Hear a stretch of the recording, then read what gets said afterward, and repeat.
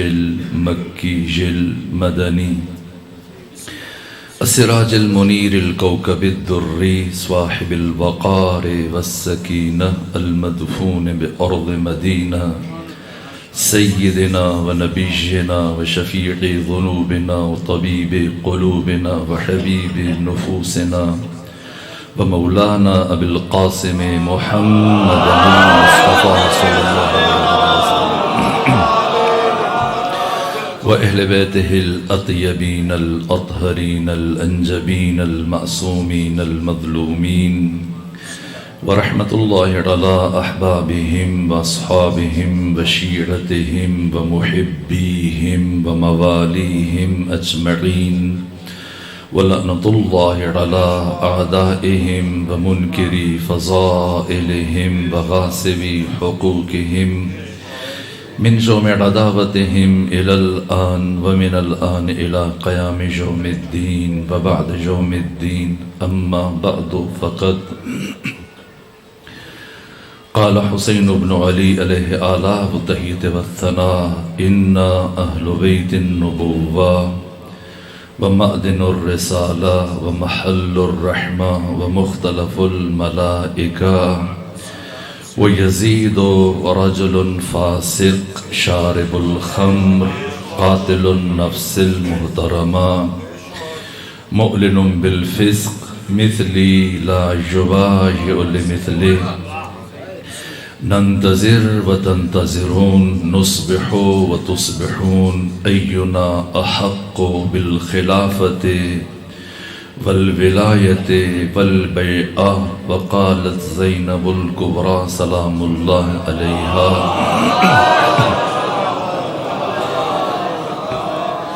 ما رأيت إلا جميلا صلوات بيجي خاندان فاطمہ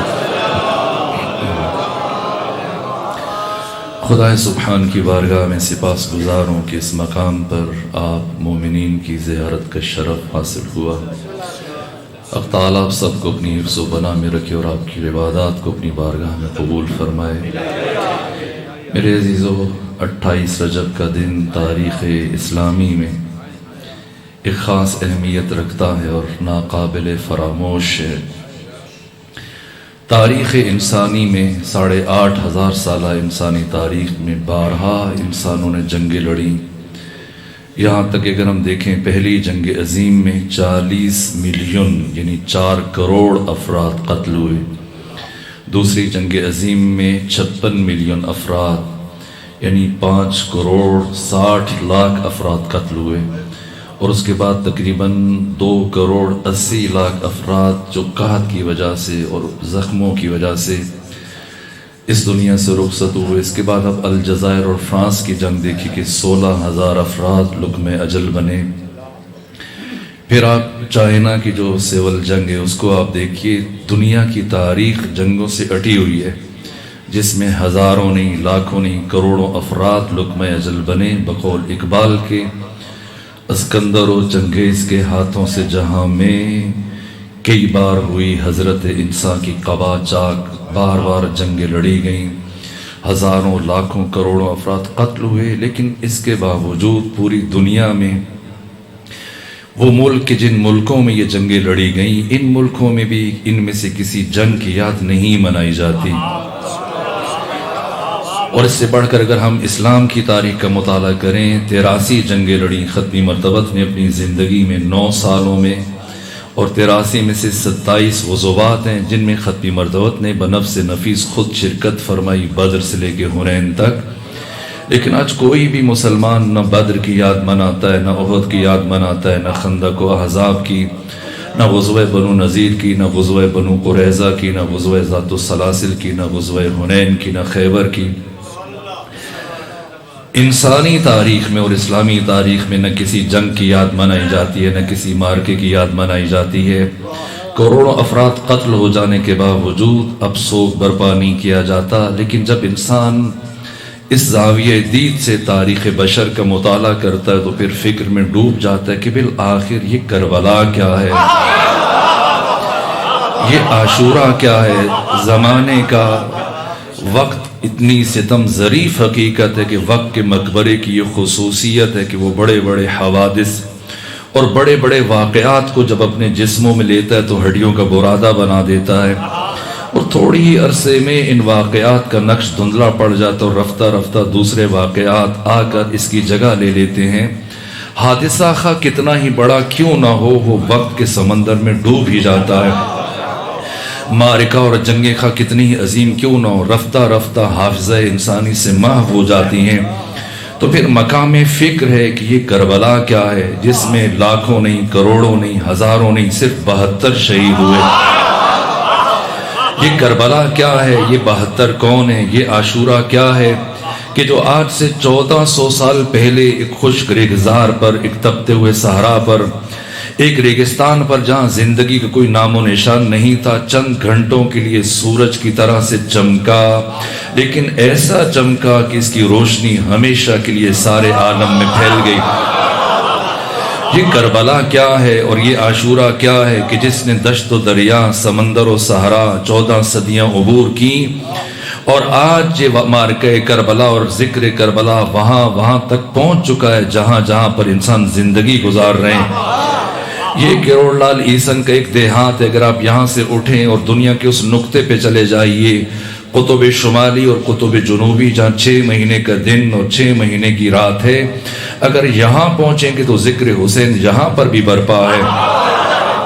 آئیے سوچتے ہیں یہ کربلا کیا ہے، یہ عاشورہ کیا ہے، کیوں کربلا ابدی ہے، کیوں کربلا سرمدی ہے، کیوں کربلا لازوال ہے، کیوں کربلا آفاقی ہے، کیوں کربلا یونیورسل بن گئی، کیوں کربلا ہمگیر بن گئی۔ کس نگاہ سے دیکھیں کہ ہمیں کربلا کی آفاقائیت کا راز سمجھ میں آ جائے، کربلا کے لازوال ہونے کا، کربلا کے یونیورسل ہونے کا، کربلا کے سرمدی ہونے کا راز سمجھ میں آ جائے۔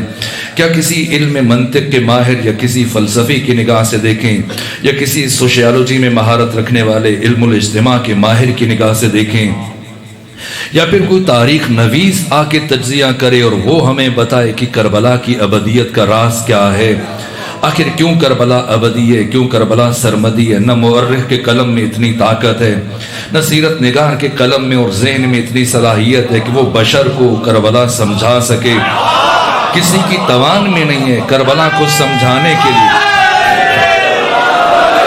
کربلا کو سمجھانے کے لیے، کربلا کی الف باء سے ذہن بشر کو مانوس کرنے کے لیے، کربلا کو ذہنوں تک پہنچانے کے لیے، معرفت کربلا کے ادراک کے لیے حسین ابن علی علیہ آلاف و تحیت و ثنا وارث کربلا، جو کربلا کے ہیرو ہیں، جو کربلا کے بانی ہیں، کسی بھی دوسرے ذریعے پر اعتماد نہیں کیا۔ پروپیگنڈا دشمن کا تھا، ذرائع ابلاغ دشمن کے تھے، مورخ دشمن تھا، کربلا لکھنے والے دشمن تھے، تاریخ دشمن لکھ رہے تھے۔ حسین نے کسی کے سپرد نہ کیا، بلکہ حسین ابن علی نے اس کربلا کو تحریر کرنے کے لیے اور قیامت تک آنے والے باشعور انسانوں تک پہنچانے کے لیے جس معلمہ کا انتخاب کیا، جس محافظہ کا انتخاب کیا، اس ہستی کا نام عقیلہ بنی ہاشم، زینب بنت عقیل، زینب بنت علی، عالمہ غیر معلمہ، وہ بی بی جس کا اس کائنات میں سوائے اللہ کے کوئی بھی استاد نہیں ہے۔ اس بی بی نے بشر کو بتایا کہ اگر کربلا کی ابدیت کا راز سمجھنا چاہتے تو کربلا کو کس دید سے دیکھ، کربلا کو کس افق سے دیکھ، کربلا کے کس زاویہ دید سے مطالعہ کر، کس افق پہ کھڑے ہو کے دیکھے گا، کون سی اینک لگائے گا تو تمہیں کربلا کی الف باء سمجھ میں آ سکتی ہے۔ منطق میں اتنی صلاحیت نہیں ہے، فلسفہ میں اتنی صلاحیت نہیں ہے، سوشیالوجی میں اتنی صلاحیت نہیں ہے، تاریخ میں اتنی صلاحیت نہیں ہے کہ وہ ذہن بشر تک کربلا کو پہنچائے اور سمجھائے کہ کربلا کیا ہے۔ ثانی زہرا نے قدم قدم پر رسن بستہ اس حالت میں کربلا کو بشر تک پہنچایا، سمجھایا، حفاظت کی۔ کہاں کہاں کس کس مرحلے پر ذہن بشر حیران ہو جاتا ہے۔ ثانی زہرا نے کس مقام پر بشر کو وہ دید عطا کی، وہ اینک عطا کی، جب لوگوں کے سمندر سے گزر کر شہر کوفہ سے گزرتے ہوئے عبید اللہ ابن زیاد کے دربار میں پہنچی، رسن بستہ، سر پر ردا موجود نہیں۔ یہاں پر عبید اللہ ابن زیاد جو کئی دنوں سے بڑی بے تابی سے انتظار کر رہا تھا تاکہ مذاق اڑا سکے، طنز کر سکے، توہین کر سکے، جیسی محمد مصطفیٰ کی بیٹیاں، علی مرتضیٰ کی بیٹیاں آئیں عبید اللہ ابن زیاد کے دربار میں، تو یہ چاہ رہا تھا کہ کس طرح سے مذاق اڑائے، طنز کرے، توہین کرے، تاکہ ان کے دل زیادہ چھلنی ہو جائیں۔ یہاں تک اس نے ایک ایسی بات پوچھی، یہ سوچ کر کہ جیسے ہی میں یہ سوال پوچھوں گا تو یہ علی کی بیٹی روئے گی، گریہ کرے گی، فریاد کرے گی، مجھے مزید مذاق اڑانے کا موقع ملے گا۔ اس لیے اس نے بہت سوچ کر پہلا سوال جو پوچھا دربار میں، جب یہ بیویاں تشریف لائیں، معلمہ بشریت، معلمہ کربلا، محافظہ کربلا، کربلا کی پیغامبر زینب بنت علی سلام اللہ علیہ، علی کی شیر دل بیٹی، جب عبید اللہ ابن زیاد کے دربار میں پہنچی اور عبید اللہ نے سوال کیا، اے علی کی بیٹی بتا تو نے کربلا میں اپنے اللہ کو کیسا پایا؟ عبید اللہ ابن زیاد یہ پلید فرض سوچ رہا تھا کہ علی کی بیٹی شکوہ کرے گی کہ ہمارے ساتھ بڑا ظلم ہوا، ہمارے بھائیوں کو پیاسا مار دیا گیا، میرے بھتیجوں کو، میرے بیٹوں کو بڑی بے دردی سے اور اس طرح سے گریہ کریں گی، ہم اہل دربار مل کے مذاق اڑائیں گے۔ لیکن اس کے مخیلہ اور لاشعور میں بھی نہیں تھا کہ جو جواب ثانی زہرا نے ارشاد فرمایا، جیسے ہی پوچھا، اے علی کی بیٹی بتا تو نے کربلا میں اپنے اللہ کو کیسے پایا، لبھائے زینبی میں جنبش پیدا ہوئی اور ارشاد فرمایا، ما رئیت الا جمیلا، میں نے کربلا میں صرف جمال خدا کو مشاہدہ کیا ہے، میں نے کربلا میں اپنے اللہ کو بہت جمیل پایا ہے، میں نے صرف حسن پروردگار کو دیکھا کربلا میں۔ یہ وہ دید ہے جو ثانی زہرا بشر کو عطا کر رہی ہیں کہ اگر کربلا کو دیکھنا ہے اور عاشورہ کا مطالعہ کرنا ہے تو کس نگاہ سے دیکھو، کس دید سے دیکھو، تاکہ تمہیں کربلا کی الف با سمجھ میں آ جائے۔ آج 28 رجب کا دن ہے، مورخ کی تاریخ پڑھ کے دیکھیں گے تو وہ یہی لکھے گا کہ 28 رجب کو حسین ابن علی نے مدینہ چھوڑا، لیکن جو دید ثانی زہرا نے، عقیلہ بنی ہاشم نے، عالمہ غیر معلمہ نے، علی ابن ابی طالب کی شیر دل بیٹی نے بشر کو عطا کی، اس کے بعد انسان سمجھ سکتا ہے کہ آج 28 رجب کو کس نے مدینہ چھوڑا۔ مورخ لکھے گا کہ حسین نے مدینہ چھوڑا، لیکن ثانی زہرا نے بتایا کہ جناب سیدہ زہرا کی بیٹی کے اس کلام کے تناظر میں پتہ چلتا ہے، خود جناب امام حسین علیہ آلاف و تحید و ثنا جب مدینہ چھوڑ رہے ہیں اور آپ کے چھوٹے بھائی محمد آپ کی خدمت میں حاضر ہوئے، جیسی انہیں پتہ چلا کہ امام حسین مدینہ چھوڑ کر جا رہے ہیں، یہ وضو کر رہے تھے، جیسی اطلاع ملی انہوں نے وضو کا برتن پھینک دیا، وضو کو بیچ میں چھوڑا، ننگے پاؤں دوڑتے ہوئے آئے بارگاہ امام حسین میں، اور جیسی نگاہ پڑی کہ فرزند رسول کہاں تشریف لے جا رہے ہیں، فرمایا عراق جا رہا ہوں، کرنا چاہیے۔ اب حسین ابن علی نے فیصلہ کن لہجے میں ارشاد فرمایا، جس کے بعد محمد حنفیہ کو مزید کوئی دوسرا سوال پوچھنے کی ضرورت نہ ہو سکی، کرنا چاہیے۔ فرمایا، شاء اللہ ان یرانی قتیلا، اے محمد حنفیہ اللہ مجھے اپنے راستے میں شہید ہوتے ہوئے دیکھنا چاہتا ہے۔ اس کے بعد محمد حنفیہ کی نگاہ پڑی، کہا فرزند رسول خود جاتے ہیں تو چلے جائیے، یہ مخدرات عصمت و طہارت یہ کیوں محملوں پر سوار ہو رہی ہیں، کیا انہیں بھی لے جائیے گا؟ فرمایا ہاں انہیں بھی لے جاؤں گا، کہ کم سے کم انہیں اپنے ہمراہ نہ لے جائیے، خود چلے جائیے، مردوں کو لے کے چلے جائیے، بھائیوں بھتیجوں کو لے کے چلے جائیے۔ لیکن دوبارہ تاریخی جملہ ارشاد فرمایا اور اللہ کے ساتھ نسبت دیتے ہوئے فرمایا، شاء اللہ ان یراہن سبایا، اے محمد حنفیہ اللہ ان بیویوں کو اپنے راستے میں اسیر ہوتے ہوئے دیکھنا چاہتا ہے۔ تب تک انبیاء کی محنت بچ نہیں سکتی جب تک کہ میں شہید نہ ہو جاؤں اور یہ بیویاں اللہ کے راستے میں اسیر نہ ہو جائیں۔ مورخ یہی لکھے گا کہ 28 رجب کو حسین ابن علی نے مدینہ چھوڑا، لیکن ثانی زہرا نے جو دید بشر کو عطا کی، اب ہم کلام حسین ابن علی کے تناظر میں سمجھ سکتے ہیں کہ بظاہر حسین مدینہ چھوڑ رہے ہیں، لیکن بباطن اللہ کی مشیت مدینہ چھوڑ رہی ہے۔ حسین اللہ کی مشیت کا دوسرا نام ہے، حسین اللہ کی رضا کا دوسرا نام ہے۔ اسی لیے روز عاشور میدان کربلا میں جب حر ابن یزید الریاحی اپنے بیٹے اور غلام کے ہمراہ بارگاہ سید الشہداء میں آ کر حاضر ہوا اور حاضر ہونے کے بعد یہ عرض کیا، فرزند رسول کیا مجھے معافی مل سکتی ہے، کیا میری توبہ قبول ہو سکتی ہے؟ بزرگ عالم دین تشریف فرمائے مجھ سے 1000 درجے بہتر جانتے ہیں، آپ تاریخ اٹھائیے، سیرت کی کتابیں اٹھائیے، مقتل کی کتابیں اٹھائیے۔ جب حر ابن یزید الریاحی نے بارگاہ حسین ابن علی میں سوال کیا کہ کیا مجھے معافی مل سکتی ہے اور میری توبہ قبول ہو سکتی ہے، حسین فرما دے کہ میں نے تمہیں معاف کیا، یا یہ فرما دے کہ تم قابل معافی نہیں ہو، نہ یہ جواب دیا نہ وہ جواب دیا، بلکہ کیا فرمایا؟ فرمایا اے حر جا، اللہ نے تجھے معاف کیا۔ حسین اللہ کی رضا کا مظہر ہے، حسین اللہ کے جلال کا مظہر ہے، حسین اللہ کے جمال کا مظہر ہے، حسین اللہ کی عزت کا مظہر ہے۔ اس لیے جب امام حسین 28 رجب کو مدینہ سے چلے تو بہت سارے افراد نے مشورہ دیا کہ آپ معروف راستے سے نہ جائیں، جو معروف سڑک ہے اس پر ولید اور مروان کے ساتھی آپ کو روک سکتے ہیں، آپ سے مقابلہ کر کے آپ کے لیے مشکل بنا سکتے ہیں، جس طرح سے عبداللہ بن زبیر ہے، منذر بن زبیر ہے، زبیر کے باقی 3 بھائی، عبداللہ بن زبیر کے باقی 3 بھائی، جس طرح سے زبیر کے بیٹے راتوں رات مخفی راستوں سے مدینہ چھوڑ کر مکہ پہنچے۔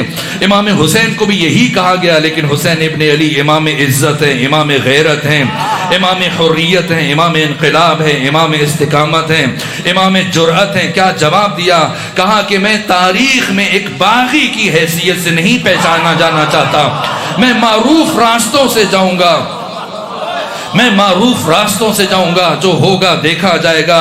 یوں حسین ابن علی چلے اور 28 رجب کی شب میں جب مروان بن حکم نے، جب ولید بن عتبہ نے آپ کو اپنے دربار میں بلایا اور بلانے کے بعد پوچھا کہ اس طرح سے امیر شام کا انتقال ہو گیا اور اب اس کا بیٹا یزید ابن معاویہ ابن ابو سفیان مسلمانوں کا خلیفہ ہے، تو میں نے آپ کو بیعت کے لیے بلایا۔ امام حسین نے کیا جواب دیا؟ فرمائے بیعت کروں گا، یا فرما دے بیعت نہیں کروں گا، لیکن عجیب جملے ارشاد فرمائے۔ لیکن اس سے پہلے امام نے یہ ارشاد فرمایا کہ میری مخفی بیعت تمہارے کس کام کی ہے؟ رات کی تاریکی میں جب تو ہے اور میں ہوں اور ہم دو کے علاوہ صرف مروان بن حکم ہے، مجھے دن کے اجالے میں بلاؤ، مسجد نبوی میں بلاؤ، لوگوں کے سامنے بلاؤ، پھر تمہیں میں جواب دوں گا۔ یہاں تک کہ ولید نے کہا جیسے فرزند رسول مناسب سمجھتے ہیں۔ امام حسین پلٹے۔ استاد حق شہید مرتضیٰ مطہری نے لکھا جیسے ہی امام حسین دربار کے دروازے کی طرف پلٹے، پیچھے سے مروان بن حکم ولید کی طرف بڑھا، کہا اے ولید حسین کو نہ جانے دو، اگر حسین اب چلا گیا تو دوبارہ تمہارے ہاتھ نہیں آئے گا، یا حسین سے بیعت لو، اگر حسین بیعت نہیں کرتے تو یہیں پر قتل کر دو۔ جیسے یہ الفاظ امام حسین کے کانوں سے ٹکرائے، شہید مطہری نے لکھا جس طرح سے بجلی چمکتی ہے اسی سرعت سے حسین ابن علی پلٹے، اور پلٹنے کے بعد مروان بن حکم کو اس کے گریبان سے پکڑا، اور گریبان سے پکڑنے کے بعد اتنا بلند کیا کہ اس کا سر دارالعمارہ کی چھت سے ٹکرانے لگا، اور پھر امام حسین نے مروان بن حکم کو زمین پر پٹکا، اور پٹکنے کے بعد ارشاد فرمایا اے مروان تو کب سے اس قابل ہو گیا کہ تو حسین ابن علی کے ساتھ گفتگو کر سکے؟ تمہاری اتنی حیثیت کب سے ہو گئی کہ تو حسین کے ساتھ بات کر سکے، حسین سے گفتگو کر سکے؟ اور اب تاریخی کلمات ارشاد فرمایا سنو ولید، انا اہل بیت النبوہ، ہم اہل بیت نبوت ہیں۔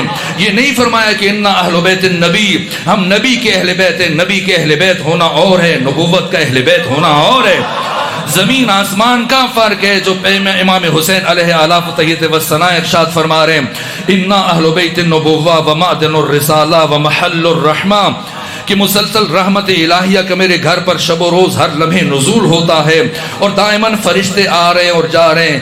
وہ مختلف الملائکہ، جس طرح سے مولا متقیان سے کسی نے پوچھا کہ قرآن مجید کی آیت کہ ان الذین قالوا ربنا اللہ ثم استقاموا تتنزل علیہم الملائکہ، کہ جو لوگ کہتے ہیں کہ اللہ ہمارا رب ہے اور پھر ہمیشہ کے لیے اس پر ڈٹ جاتے ہیں اور ایک لمحے کے لیے شرک اور کفر نہیں کرتے، تو ان پر مسلسل ملائکہ الہیہ کا نزول ہوتا ہے۔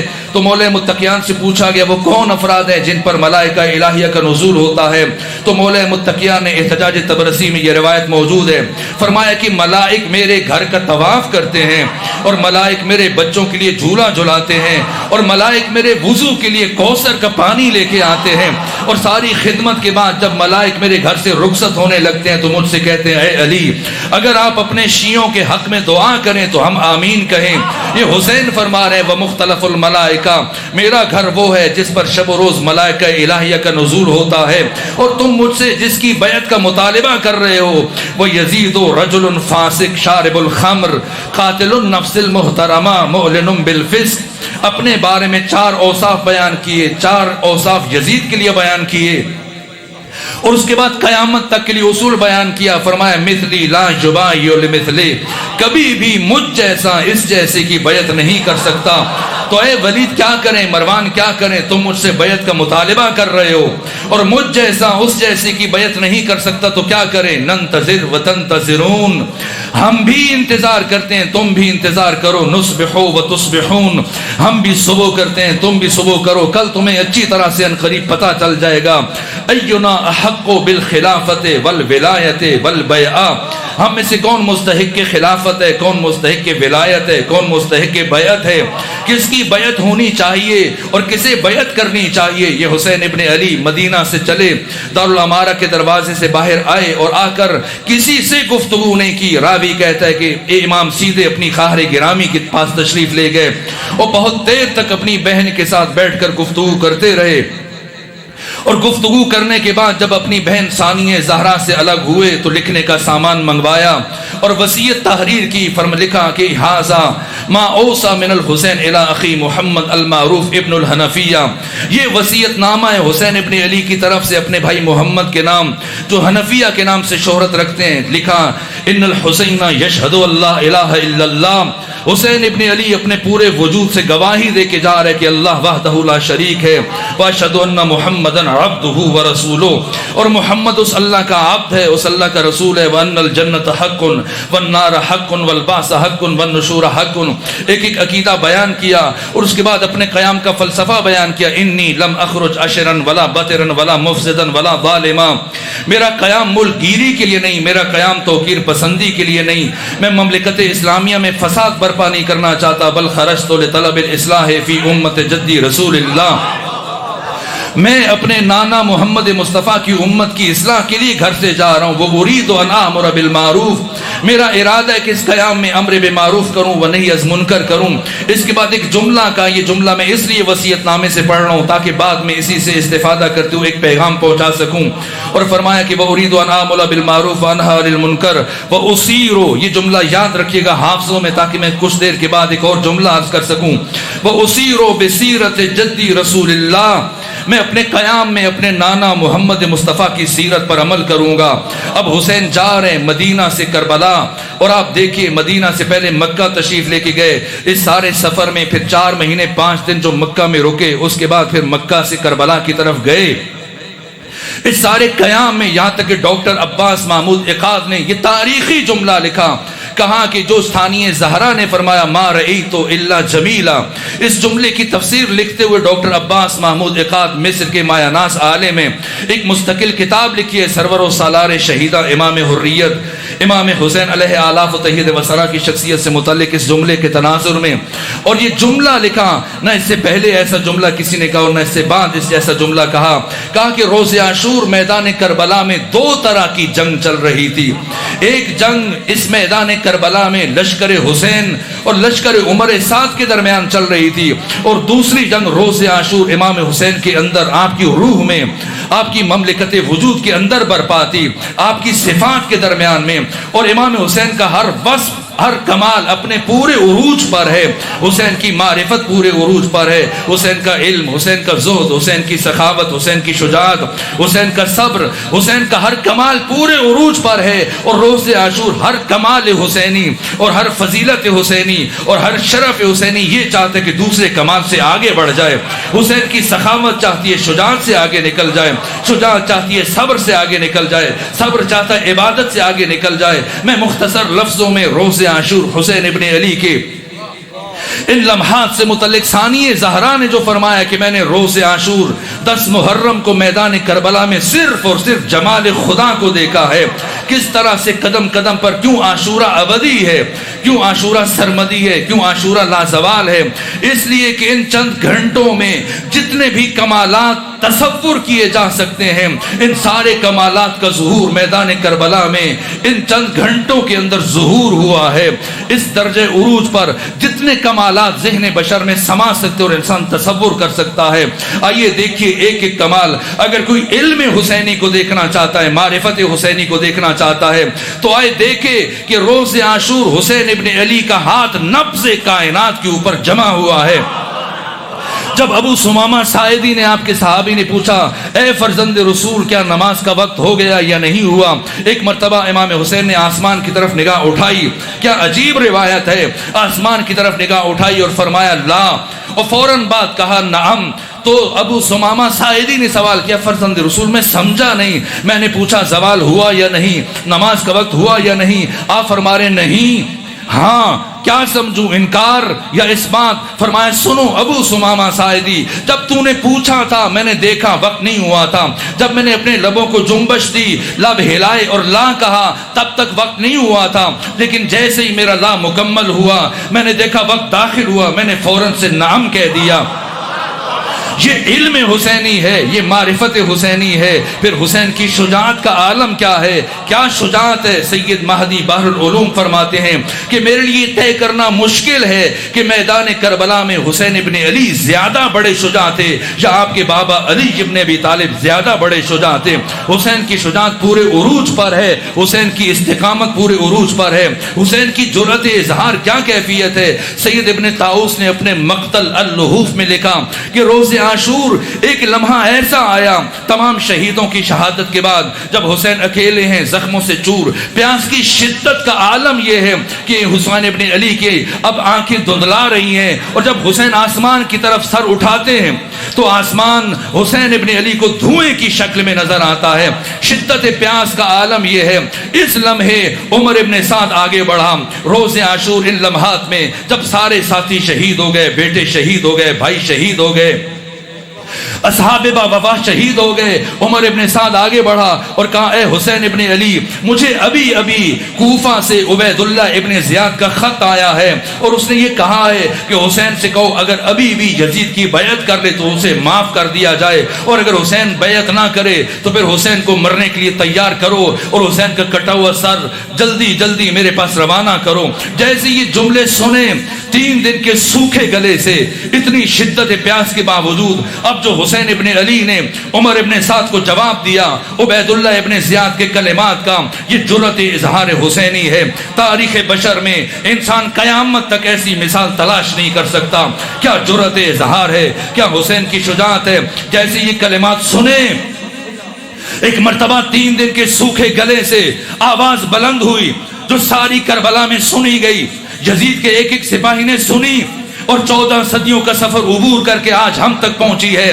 جیسے ہی عمر ابن سعد یہ جملے کہے کہ عبید اللہ ابن زیاد کہہ رہے حسین یا بیعت کریں یا مرنے کے لیے تیار ہو جائیں، حسین ابن علی کی زبان سے اگر یہ کلمات نہ ہوئے ہوتے تو شاید میں ہمت نہ کر پاتا اور ترجمہ نہ کرتا، لیکن کیا فرمایا، خود آقا کی زبان سے یہ کلمات نکل رہے ہیں، ان الدعی یبن الدعی قد رکزنی بین الاثنتین، حرام زادے کا حرام زادہ بیٹا،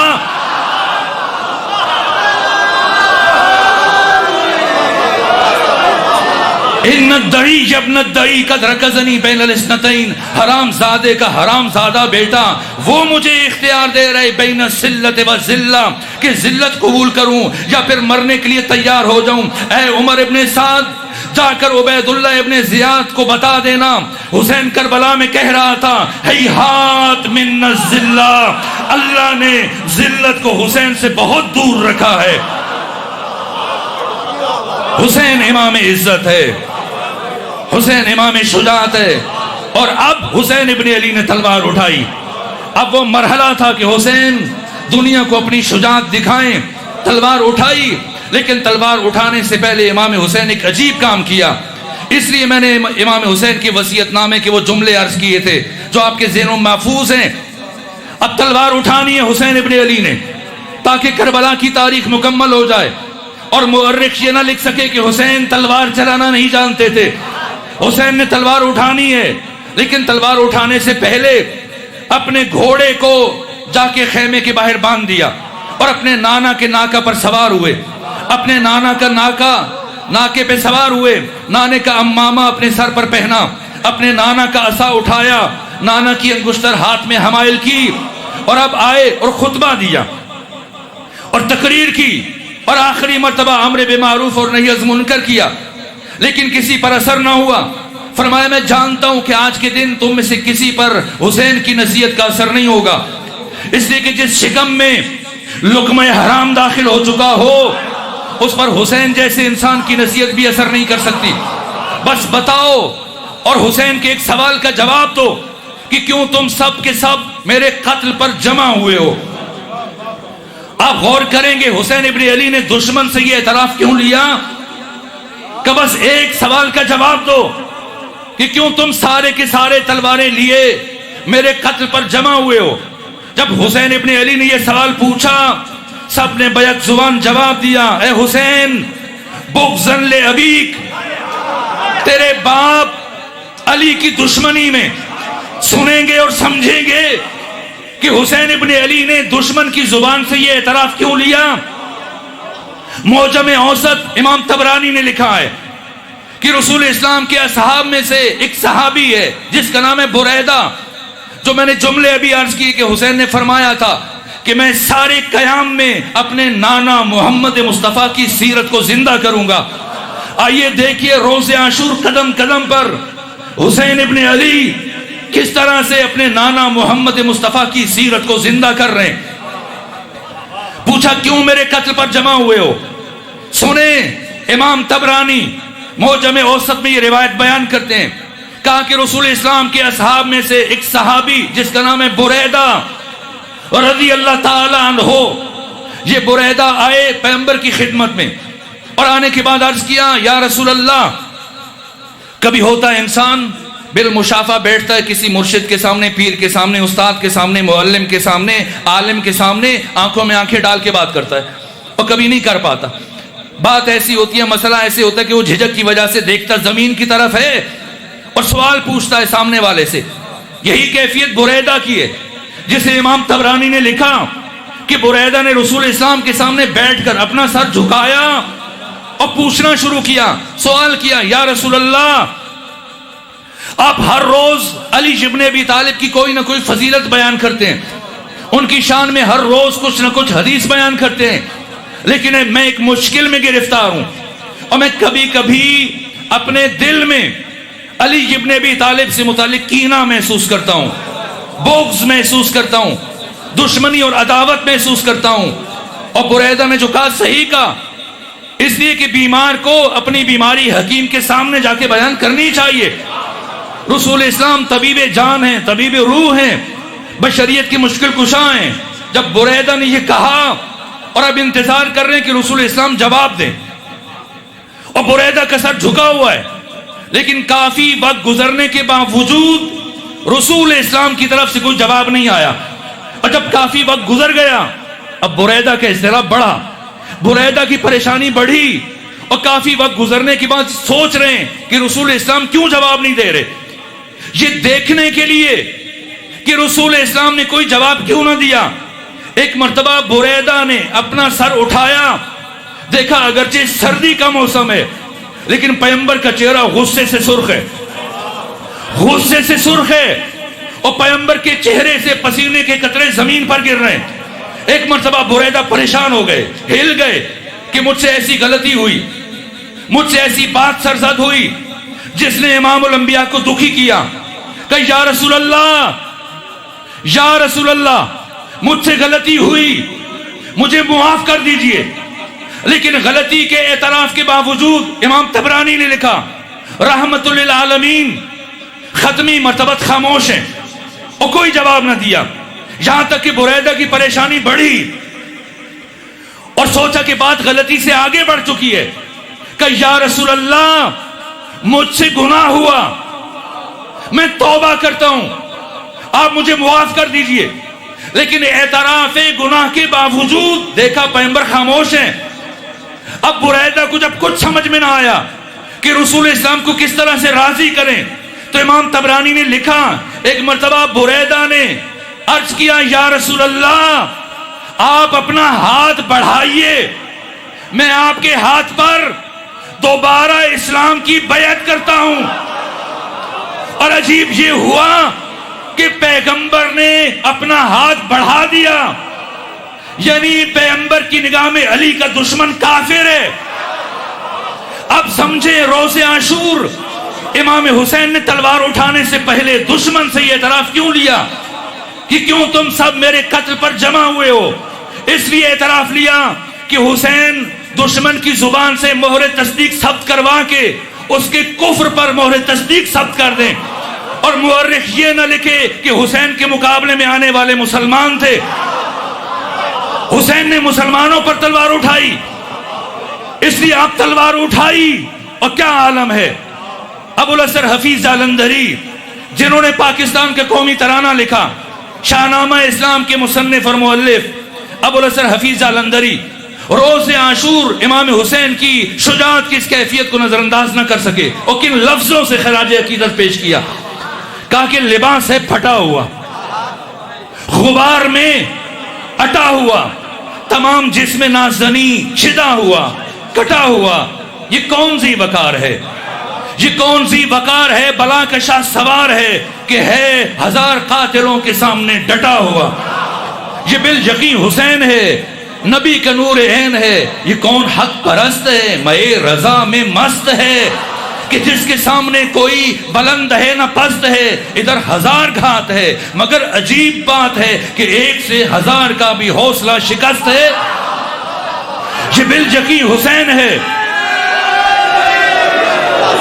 یہ بالیقین حسین ہے، نبی کا نور عین ہے. ادھر سپاہی شام ہے، ہزار انتظام ہے. ادھر ہیں دشمنان دین، ادھر فقط امام ہے مگر عجیب شان ہے. غضب کی آن بان ہے کہ جس طرف اٹھی ہے تیغ بس خدا کا نام ہے. یہ بالیقین حسین ہے، نبی کا نور عین ہے. جس طرف پڑھ رہے ہیں 12 کلومیٹر دور مقام ذوالکفل تک دشمن کے لشکر کو دھکیلتے ہوئے جا رہے ہیں اور فرما رہے ہیں اس کی جنگ دیکھو جس کے جوان سال بیٹے کو تم نے شہید کیا. اب 3 دن کے پیاسے کی جنگ دیکھو. یہ حسین علیہ آلاف و تحیید و ثنا کی شجاعت ہے اور پھر آپ کی سخاوت. بس اس سے زیادہ میں زحمت سماعت نہ دوں. کیا سخاوت ہے، ساری زندگی بن مانگے عطا کرنے والے حسین. روز عاشور کیا کیفیت ہے میرے عزیزو. اس حملہ آخر کے بعد جب فرزند رسول زمین پر تشریف لائے اور اپنی شمشیر کو خاک کربلا میں زمین کربلا میں گاڑ دیا اور قبضہ شمشیر پر پیشانی رکھ کے حسین محو فکر ہیں اور خدا سے راز و نیاز کر رہے ہیں. لیکن اس قدر ہیبت ہے فرزند رسول کی اس حملے کے بعد کہ دشمن سمٹ کے پلٹ رہا ہے، واپس آ رہا ہے لیکن دور دائرے کی شکل میں. ایک بہت بڑا دائرہ ہزاروں کی تعداد میں دشمن جمع ہے امام حسین کے گرد. لیکن اس حملے کے بعد کسی کو جرأت نہیں ہو رہی قریب آئے. زخموں سے چور، حسین محو فکر ہیں. اسی اسنا میں ایک شخص چلتا ہوا آیا بارگاہ حسینی میں اور آنے کے بعد سلام کیا. حسین ابن علی نے روز عاشور جب پہلی مرتبہ لشکر والوں میں سے کسی کو سلام کرتے ہوئے سنا تو قبضہ شمشیر سے پیشانی اٹھائی، سلام کا جواب دیا اور فرمایا تو مجھے مسافر معلوم ہوتا، اجنبی معلوم ہوتا ہے. تو اس نے تعجب سے پوچھا کہ آپ نے ہزاروں کی بھیڑ میں کیسے پہچانا کہ میں اجنبی ہوں؟ فرمایا اس لیے کہ آج ان ہزاروں میں سے کوئی ایک بھی مجھے لائق سلام نہیں سمجھتا. کون ہے وہ، کہاں سے آیا ہے؟ کہا کہ میں کربلا کے اطراف میں رہنے والا ایک تاجر ہوں اور پہلے کی طرح تجارت پر گیا ہوا تھا. میں جب بھی سفر تجارت سے پلٹتا تھا تو میری ایک 4 برس کی بیٹی جو اس والہانہ انداز میں میرا استقبال کیا کرتی ہے کہ میری ساری تھکانیں سفر برطرف ہو جاتی. لیکن آج پہلی مرتبہ جب میں پلٹ کے آیا تو وہ مجھے اس طرح سے نہیں ملی جیسے پہلے ملتی تھی اور بہت تعجب سے میرے سامنے آ کے کھڑی ہو گئی اور مجھ سے پوچھا بابا آپ یہاں کیا کر رہے ہیں؟ میں نے پوچھا کیوں، کیا ہوا؟ تو بیٹی نے بتایا کہ ہاں میں نے سنا ہے کہ قریب نینوا میں کربلا میں ایک خارجی نے خروج کیا ہے اور ایک باغی نے خلیفۃ المسلمین کے خلاف بغاوت کی اور سارے مسلمان اس باغی کو قتل کرنے کے لیے جمع ہوئے. بابا آپ بھی جائیے اور جا کر مسلمانوں کا ساتھ دیں اور آپ بھی اس باغی کے خلاف جہاد کریں. خود دوڑتی ہوئی گئی، میرے حجرے سے میری تلوار لا کے مجھے سونپی، کہا بابا جائیں.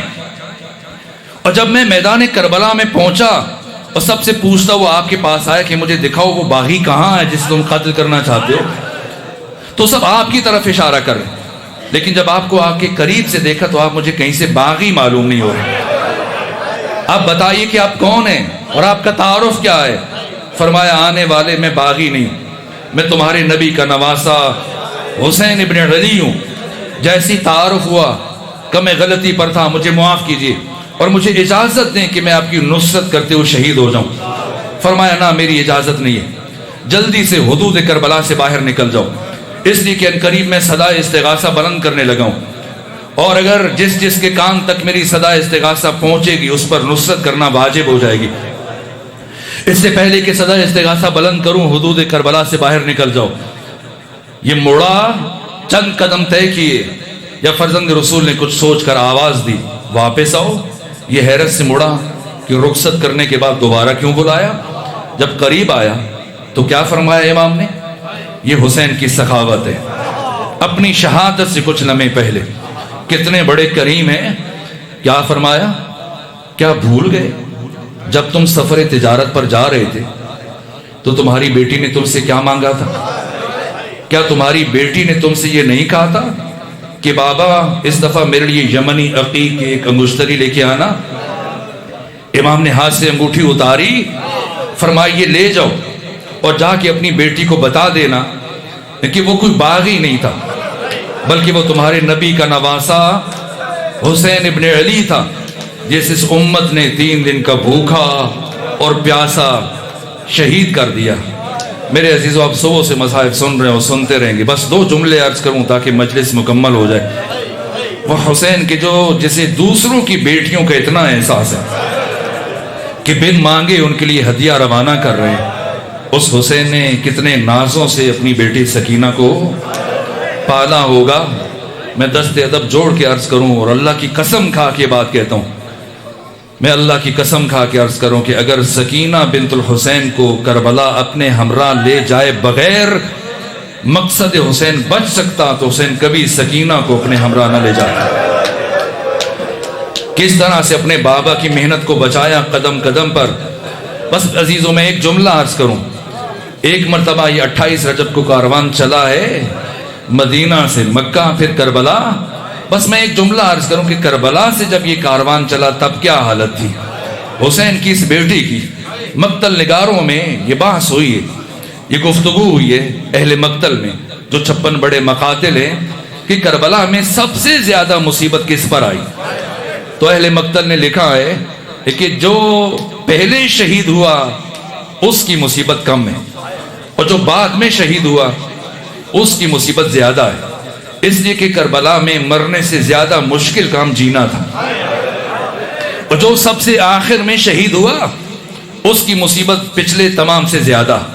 اور پھر یہ جملہ لکھا کہ سارے شہیدوں کی مصیبت ایک طرف اور ایک ایک قیدی کی مصیبت ایک طرف، اور پھر یہ جملہ لکھا کہ سارے قیدیوں کی مصیبت ایک طرف اور حسین کی چھوٹی بیٹی سکینہ کی مصیبت۔ میں ایک مصیبت کی طرف اشارہ کروں، 11 محرم کو، ایک تو 28 کو چلا، جب دوسرا مرحلہ آیا اور 11 محرم کو یہ کاروان کربلا سے چلا، ایک مرتبہ ثانی زہرا جنہیں کس عزت و شان سے 28 رجب کو سوار کیا گیا تھا کہ جناب عباس نے اپنا زانو پیش کیا تھا، امام حسین نے عماری کا پردہ ہٹایا تھا، علی اکبر نے نالین سنبھالے تھے، اور اس عزت و شان کے ساتھ اون محمد نے، قاسم نے، سب نے مل کر سوار کیا۔ لیکن 11 محرم کو کیا کیفیت ہے؟ بی بی نے، کوئی سوار کرانے والا نہیں ہے، عمر ابن سعد سپاہیوں کے ساتھ آگے بڑھا، سوار کرانے کے لیے بی بی نے انگشت سبابہ کا اشارہ کیا، ہم رسول اسلام کی بیٹیاں ہیں، پیچھے ہٹ جاؤ، کوئی ہمارے قریب نہ آئے، میں خود سوار کروں گی۔ ثانی زہرا نے ایک ایک بی بی کو خود سوار کیا، ایک ایک بچے کو سوار کیا، اور سب سے آخر میں حسین کی بیٹی سکینہ کو سوار کیا، اور اب ارادہ کیا کہ خود جناب سکینہ کے ساتھ سوار ہوں یا شمر ابن ذوالجوشن، جو بہت دیر سے یہ منظر دیکھ رہا تھا، یہ غصے سے آگے بڑھا، کہا کہ میں اس بچی کے ساتھ کسی اور کو سوار نہیں ہونے دوں۔ ثانی زہرا نے فرمایا یہ چھوٹی بچی ہے، یہ کبھی اکیلے محمل پر سوار نہیں ہوئی، کیسے ممکن ہے بغیر محمل کے سفر کر سکے؟ یہ بچی گر جائے گی۔ شمر ابن ذوالجوشن نے کہا آپ پریشان نہ ہو، میں ایسا انتظام کروں گا، یہ بچی نہیں گرے گی۔ اس شقی نے کیا کیا؟ اور رسی کا ایک ٹکڑا اٹھایا اور اس رسی کا ایک سرا جناب سکینہ کے ایک پاؤں کے ساتھ باندھا، اور اس رسی کے سرے کو نیچے سے گزار کر دوسرا سرا बीबी के दूसरे पांव के साथ बांध दिया और काफिला चल पड़ा। सहरा उबूर हो रहे हैं, पहाड़ उबूर हो रहे हैं, शहरों से देहातों से ये कारवान गुजर रहा है। या शहर के करीब एक जंगल उबूर करने के बाद ऐसा मरहला आया कि ये कारवान रुका।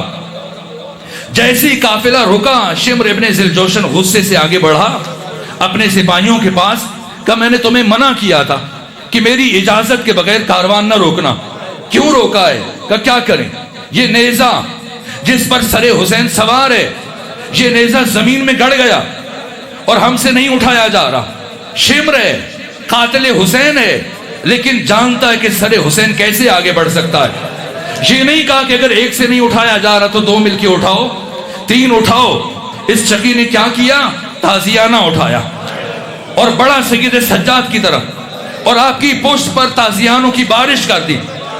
और इमाम सज्जाद बर्दाश्त करते रहे, यहां तक कि आपके जिस्म का खून जब रेत पर गिरना शुरू हुआ, एक मर्तबा अली ज़ैनुल आबिदीन ने अपना सर उठाकर अपने बाबा के कटे हुए सर की तरफ देखा और कहा बाबा जान बस यहां रुकने की वजह बता दीजिए, यहां रुकने का सबब बयान कर दीजिए। एक मर्तबा लम्हाए हुसैनी में जुम्बश पैदा हुई। फरमाया बेटे सज्जाद, मेरी सकीना पीछे जंगल में गिर गई है और जब तक मेरी सकीना नहीं आएगी मैं आगे नहीं बढ़ूंगा। बस मेरे अजीजों, जैसे ये अल्फाज सानिए ज़हरा के कानों से टकराए, एक मर्तबा बीबी ने खुद को ऊंट की बुलंदी से जमीन पर गिराया और दौड़ती उस जंगल की तरफ आई और आवाज बुलंद की, ऐना बिनती सुकैना, ऐना बिनती सुकैना, अरे मेरी बेटी सकीना कहाँ है? लेकिन जब कहीं से कोई आवाज ना आई, सानिए ज़हरा तलाश कर रही हैं, यहां तक कि पहुंची एक झाड़ी के करीब एक मस्तूर हैं और उनकी गोद में जनाबे सकीना अपना सर रखकर सो रही हैं। सानिए ज़हरा आगे बढ़ी और ताज्जुब से पूछा, अरे बीबी, जब सारी दुनिया हमारी दुश्मन बन चुकी है तो आप कौन हैं जो हमारी बच्ची के साथ इतनी नवाजिश कर रही हैं? और ये बच्ची तो 10 मुहर्रम से लेके अब तक ना मेरी गोद में सोती है, ना अपनी माँ की गोद में सोती है, ना भाई के पास, आखिर किस तरह से आपकी गोद में सो गई? एक मर्तबा इस बीबी ने अपने चेहरे से नकाब को उल्टा और फरमाया, अरे ज़ैनब पहचानो, अगर मेरी गोद में आराम नहीं करेगी फिर किसकी गोद में आराम करेगी? अरे ये वही गोद है जिसमें इस बच्ची का बाबा हुसैन कभी आराम किया करता था।